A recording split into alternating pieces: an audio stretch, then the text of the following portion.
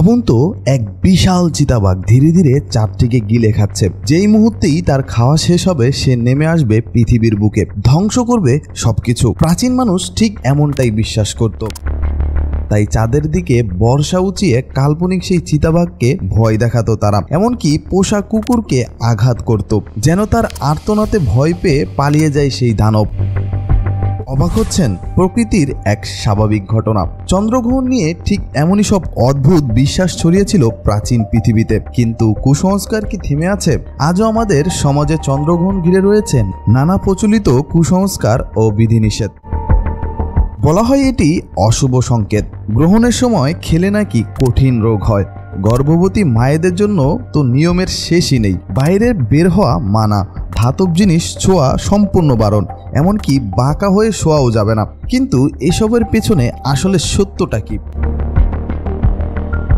আসলে পুরো ব্যাপারটা একেবারে সহজ এবং স্বাভাবিক। যখন পৃথিবী সূর্য আর চাঁদের ঠিক মাঝখানে চলে আসে, তখন পৃথিবীর বিশাল ছায়া গিয়ে পরে চাঁদের উপরে, চাঁদের আলোর সাময়িকভাবে ঢাকা পড়ে যায়। এটাই চন্দ্রগ্রহণ। এর পেছনে কোনো অশুভ সংকেত বা রহস্যময় শক্তি নেই, আছে শুধু মহাজাগতিক জ্যামিতি। তাহলে এখন প্রশ্ন হলো, মানুষ কেন ভয় পায়?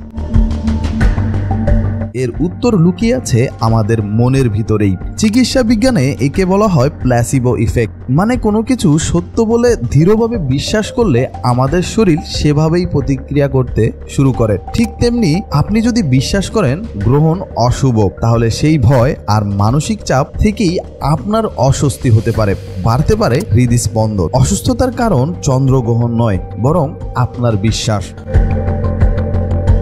তাই কুসংস্কারের অন্ধকারে না থেকে চলুন বিজ্ঞানের আলোয় আমরা দেখি। চন্দ্রগ্রহণ আসলে আকাশ পর্যবেক্ষণের এক দারুণ সুযোগ। এ সময় পৃথিবীর ছায়ায় ঢেকে গিয়ে চাঁদ এক রহস্যময় লালচে আভায় ছেয়ে যায়, যাকে বলা হয় ব্লাড মুন। আর এই মহাজাগতিক দৃশ্য খালি চোখে দেখা সম্পূর্ণ নিরাপদ।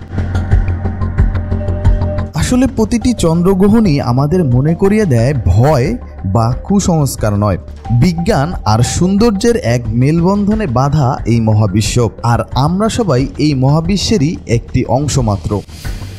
চন্দ্রগ্রহণ নিয়ে আপনার এলাকায় কি ধরনের কথা প্রচলিত আছে? এই কুসংস্কারগুলোর মধ্যে কোনটি আপনি আগে শুনেছেন? কমেন্ট করে জানাতে ভুলবেন না। আর ভিডিওটি ভালো লাগলে লাইক, কমেন্ট এবং শেয়ার করে পাশে থাকবেন।